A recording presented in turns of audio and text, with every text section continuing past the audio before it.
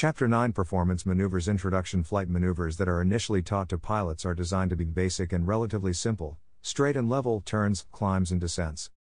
However, as a pilot continues through their flight training, additional maneuvers are needed to develop beyond the fundamentals. Performance maneuvers are intended to enhance a pilot's proficiency in flight control application, maneuver planning, situational awareness, and division of attention. To further that intent, performance maneuvers are generally designed so that the application of flight control pressures, attitudes, airspeeds, and orientations are constantly changing throughout the maneuver. Performance maneuvers also allow for an effective assessment of a pilot's ability to apply the fundamentals. Weakness in executing performance maneuvers is likely due to a pilot's lack of understanding or a deficiency of fundamental skills. It is advisable that performance maneuver training should not take place until sufficient competency in the fundamentals is consistently demonstrated by the pilot. Further, initial training for performance maneuvers should always begin with a detailed ground lesson for each maneuver, so that the technicalities are understood prior to flight. In addition, performance maneuver training should be segmented into comprehensible building blocks of instruction so as to allow the pilot an appropriate level of repetition to develop the required skills. Performance maneuvers, once grasped by the pilot, are very satisfying and rewarding. As the pilot develops skills in executing performance maneuvers, they may likely see an increased smoothness in their flight control application and a higher ability to sense the airplane's attitude and orientation without significant conscious effort. Steep turns. Steep turns consist of single to multiple 360 degrees to 720 degrees turns, in either or both directions, using a bank angle between 45 degrees to 60 degrees. The objective of the steep turn is to develop a pilot's skill in flight control smoothness and coordination, an awareness of the airplane's orientation to outside references, division of attention between flight control application, and the constant need to scan for hazards. Figure 9.1. When steep turns are first demonstrated, the pilot will be in an unfamiliar environment when compared to what was previously experienced in shallow bank angled turns. However, the fundamental concepts of turns remain the same in the execution of steep turns. When performing steep turns, pilots will be exposed to higher load factors, the airplane's inherent overbanking tendency, the loss of vertical component of lift when the wings are steeply banked, the need for substantial pitch control pressures, and the need for additional power to maintain altitude and airspeed during the turn. As discussed in previous chapters, when an airplane is banked, the total lift is comprised of a vertical component of lift and a horizontal component of lift. In order to not lose altitude, the pilot must increase the wing's angle of attack, AOA, to ensure that the vertical component of lift is sufficient to maintain altitude. In a steep turn, the pilot will need to increase pitch with elevator back pressures that are greater than what has been previously utilized. Total lift must increase substantially to balance the load factor or G-force G. The load factor is the vector resultant of gravity and centrifugal force. For example, in a level altitude, 45 degrees bank turn, the resulting load factor is 1.4. In a level altitude, 60 degrees bank turn, the resulting load factor is 2.0. To put this in perspective, with a load factor of 2.0, the effective weight of the aircraft will double. Pilots should realize load factors increase dramatically beyond 60 degrees. Most general aviation airplanes are designed for a load limit of 3.8 Gs.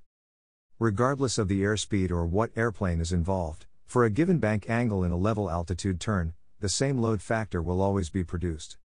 A light, general aviation airplane in a level altitude, 45 degrees angle of bank turn will experience a load factor of 1.4 just as a large commercial airliner will in the same level altitude, 45 degrees angle of bank turn. Because of the higher load factors, steep turns should be performed at an airspeed that does not exceed the airplane's design maneuvering speed, VA, or the manufacturer's recommended speed. Maximum turning performance is accomplished when an airplane has both a fast rate of turn and minimum radius of turn, which is affected by both airspeed and angle of bank.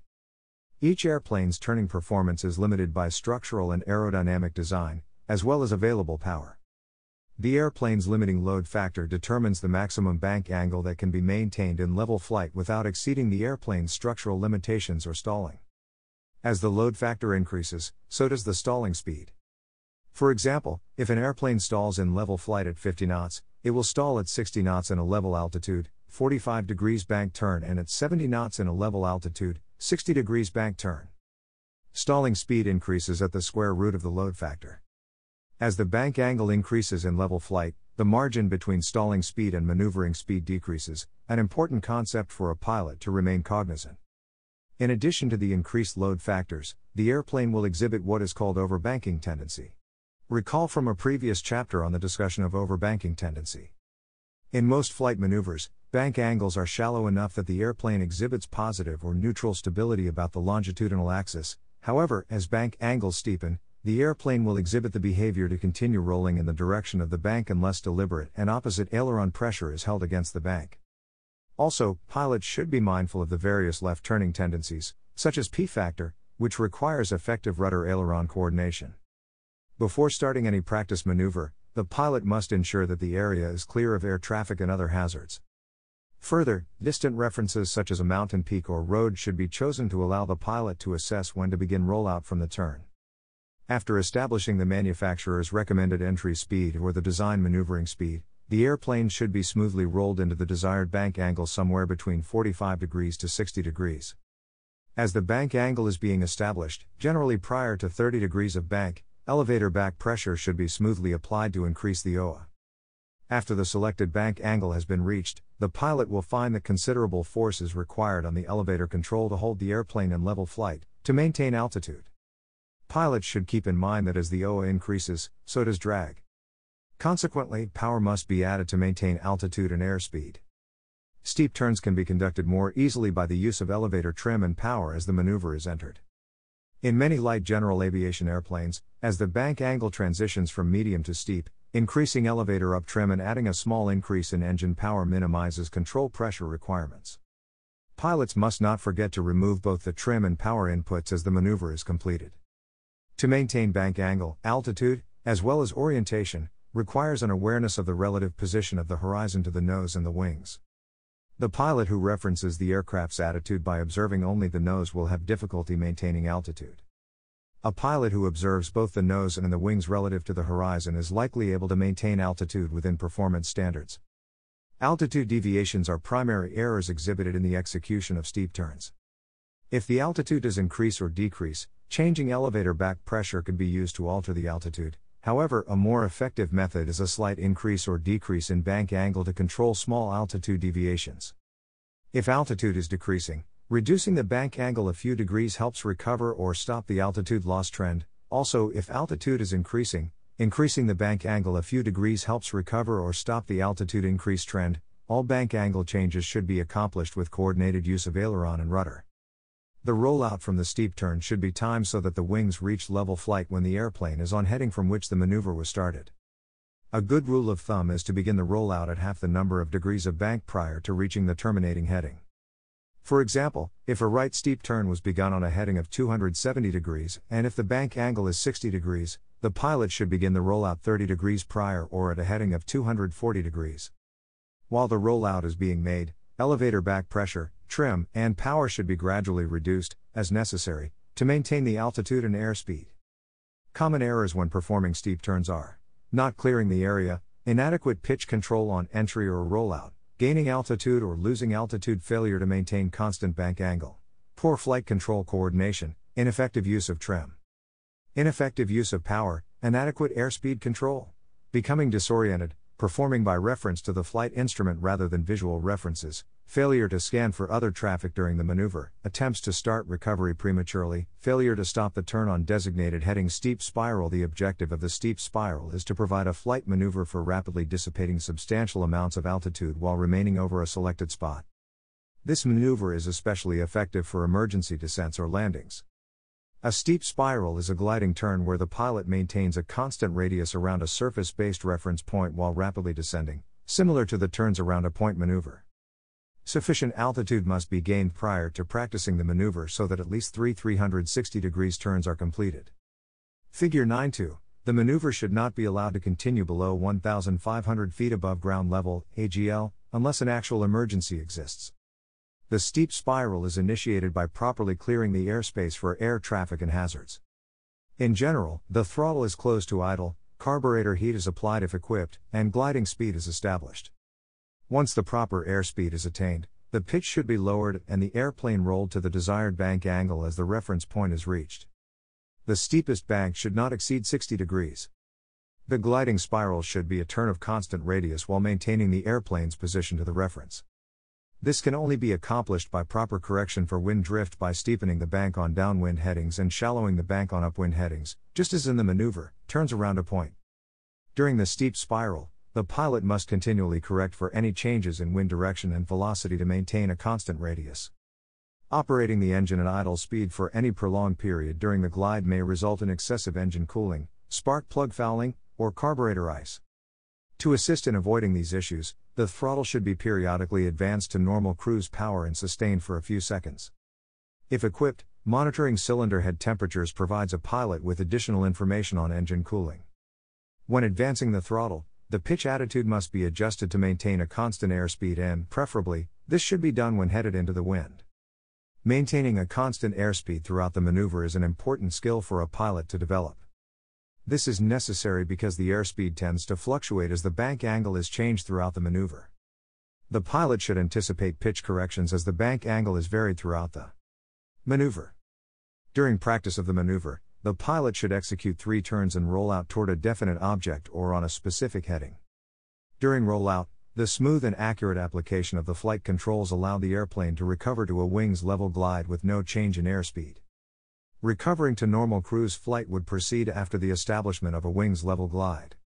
Common errors when performing steep spirals are not clearing the area, inadequate pitch control on entry or rollout, gaining altitude, not correcting the bank angle to compensate for wind, poor flight control coordination, ineffective use of trim, inadequate airspeed control, becoming disoriented, performing by reference to the flight instrument rather than visual references, not scanning for other traffic during the maneuver, not completing the turn on designated heading or reference chandelle. A chandelle is a maximum performance, 180 degrees climbing turn that begins from approximately straight and level flight and concludes with the airplane in a wings level, nose high attitude just above stall speed. Figure 9.3, the goal is to gain the most altitude possible for a given bank angle and power setting. However, the standard used to judge the maneuver is not the amount of altitude gained, but by the pilot's proficiency as it pertains to maximizing climb performance for the power and bank selected, as well as the skill demonstrated. A chandelle is best described in 2 specific phases, the first 90 degrees of turn and the second 90 degrees of turn. The first 90 degrees of turn is described as constant bank and changing pitch, and the second 90 degrees as constant pitch and changing bank. During the first 90 degrees, the pilot will set the bank angle, increase power and pitch at a rate so that maximum pitch up is set at the completion of the first 90 degrees. If the pitch is not correct, the airplane's airspeed is either above stall speed or the airplane may aerodynamically stall prior to the completion of the maneuver. Starting at the 90 degrees point, the pilot begins a slow and coordinated constant rate rollout so as to have the wings level when the airplane is at the 180 degrees point while maintaining the constant pitch attitude set in the first 90 degrees. If the rate of rollout is too rapid or sluggish, the airplane either does not complete or exceeds the 180 degrees turn as the wings come level to the horizon. Prior to starting the chandelle, the flaps and landing gear, if retractable, should be in the up position. The chandelle is initiated by properly clearing the airspace for air traffic and hazards. The maneuver should be entered from straight and level flight or a shallow dive at an airspeed recommended by the manufacturer. In most cases this is the airplane's design maneuvering speed, VA. Figure 9.3a, after the appropriate entry airspeed has been established, the chandelle is started by smoothly entering a coordinated turn to the desired angle of bank. Once the bank angle is established, which is generally 30 degrees, a climbing turn should be started by smoothly applying elevator back pressure at a constant rate while simultaneously increasing engine power to the recommended setting. In airplanes with a fixed pitch propeller, the throttle should be set so as to not exceed rotations per minute, RPM limitations. In airplanes with constant speed propellers, power may be set at the normal cruise or climb setting as appropriate. Figure 9.3b, since the airspeed is constantly decreasing throughout the chandelle, the effects of left turning tendencies, such as P factor, becomes more apparent. As airspeed decreases, right rudder pressure is progressively increased to ensure that the airplane remains in coordinated flight. The pilot should maintain coordinated flight by sensing slipping or skidding pressures applied to the controls and by quick glances to the ball in the turn and slip or turn coordinator. At the 90 degrees point, the pilot should begin to smoothly roll out of the bank at a constant rate while maintaining the pitch attitude set in the first 90 degrees. While the angle of bank is fixed during the first 90 degrees, recall that as airspeed decreases, the overbanking tendency increases. Figure 9.3c, as a result, proper use of the ailerons allows the bank to remain at a fixed angle until rollout is begun at the start of the final 90 degrees. As the rollout continues, the vertical component of lift increases, therefore, a slight release of elevator back pressure is required to keep the pitch attitude from increasing. When the airspeed is slowest, near the completion of the chandelle, right rudder pressure is significant, especially when rolling out from a left chandelle due to left adverse yaw and left turning tendencies, such as P factor. Figure 9.3d, when rolling out from a right chandelle, the yawing moment is to the right, which partially cancels some of the left turning tendencies effect. Depending on the airplane, either very little left rudder or a reduction in right rudder pressure is required during the rollout from a right chandelle. At the completion of 180 degrees of turn, the wings should be level to the horizon, the airspeed should be just above stall speed, and the airplane's pitch high attitude should be held momentarily. Figure 9.3e, once demonstrated that the airplane is in controlled flight, the pitch attitude may be reduced and the airplane returned to straight and level cruise flight. Common errors when performing chandelles are: not clearing the area, initial bank is too shallow resulting in a stall, initial bank is too steep resulting in failure to gain maximum performance, allowing the bank angle to increase after initial establishment, not starting the recovery at the 90 degrees point in the turn, allowing the pitch attitude to increase as the bank is rolled out during the second 90 degrees of turn, leveling the wings prior to the 180 degrees point being reached, pitch attitude is low on recovery resulting in airspeed well above stall speed, application of flight control pressures is not smooth, poor flight control coordination, stalling at any point during the maneuver, execution of a steep turn instead of a climbing maneuver, not scanning for other traffic during the maneuver, performing by reference to the flight instrument rather than visual references. Lazy 8. The Lazy 8 is a maneuver that is designed to develop the proper coordination of the flight controls across a wide range of airspeeds and attitudes. It is the only standard flight training maneuver that, at no time, flight control pressures are constant. In an attempt to simplify the discussion about this maneuver, the Lazy 8 can be loosely described by the ground reference maneuver, S turns across the road. Recall that S turns across the road are made of opposing 180 degrees turns. For example, first a 180 degrees turn to the right, followed immediately by a 180 degrees turn to the left. The Lazy 8 adds both a climb and descent to each 180 degrees segment. The first 90 degrees is a climb, the second 90 degrees is a descent. Figure 9.4, to aid in the performance of the Lazy 8 symmetrical climbing/descending turns, prominent reference points must be selected on the natural horizon.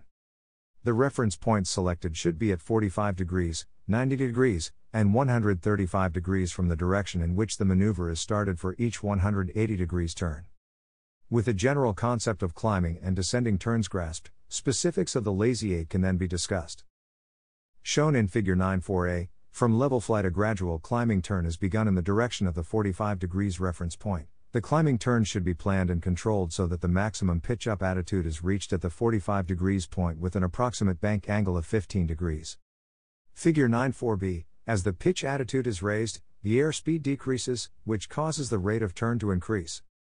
As such, the Lazy 8 must begin with a slow rate of roll as the combination of increasing pitch and increasing bank may cause the rate of turn to be so rapid that the 45 degrees reference point will be reached before the highest pitch attitude is attained.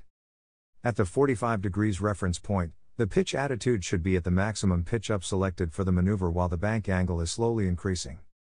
Beyond the 45 degrees reference point, the pitch up attitude should begin to decrease slowly toward the horizon until the 90 degrees reference point is reached where the pitch attitude should be momentarily level. The Lazy 8 requires substantial skill in coordinating the aileron and rudder, therefore, some discussion about coordination is warranted. As pilots understand, the purpose of the rudder is to maintain coordination, slipping or skidding is to be avoided. Pilots should remember that since the airspeed is still decreasing as the airplane is climbing, additional right rudder pressure must be applied to counteract left turning tendencies, such as P factor. As the airspeed decreases, right rudder pressure must be gradually applied to counteract yaw at the apex of the Lazy 8 in both the right and left turns. However, additional right rudder pressure is required when turning or rolling out to the right than left because left adverse yaw augments with the left yawing P factor in an attempt to yaw the nose to the left. Correction is needed to prevent these additive left yawing moments from decreasing a right turns rate. In contrast, in left climbing turns or rolling to the left, the left yawing P factor tends to cancel the effects of adverse yaw to the right, consequently, less right rudder pressure is required. These concepts can be difficult to remember, however, to simplify, Rolling right at low air speeds and high power settings requires substantial right rudder pressures. At the lazy 8's 90 degrees reference point, the bank angle should also have reached its maximum angle of approximately 30 degrees. Figure 9.4c, the airspeed should be at its minimum, just about 5 to 10 knots above stall speed, with the airplane's pitch attitude passing through level flight. Coordinated flight at this point requires that, in some flight conditions, a slight amount of opposite aileron pressure may be required to prevent the wings from overbanking while maintaining rudder pressure to cancel the effects of left turning tendencies. The pilot should not hesitate at the 90 degrees point but should continue to maneuver the airplane into a descending turn. The rollout from the bank should proceed slowly while the airplane's pitch attitude is allowed to decrease. When the airplane has turned 135 degrees, the airplane should be in its lowest pitch attitude. Figure 9.4d, pilots should remember that the airplane's airspeed is increasing as the airplane's pitch attitude decreases. Therefore, to maintain proper coordination will require a decrease in right rudder pressure. As the airplane approaches the 180 degrees point, it is necessary to progressively relax rudder and aileron pressure while simultaneously raising pitch and roll to level flight. As the rollout is being accomplished, the pilot should note the amount of turn remaining and adjust the rate of rollout and pitch change so that the wings and nose are level at the original airspeed just as the 180 degrees point is reached. Upon arriving at 180 degrees point, a climbing turn should be started immediately in the opposite direction toward the preselected reference points to complete the second half of the lazy 8 in the same manner as the first half.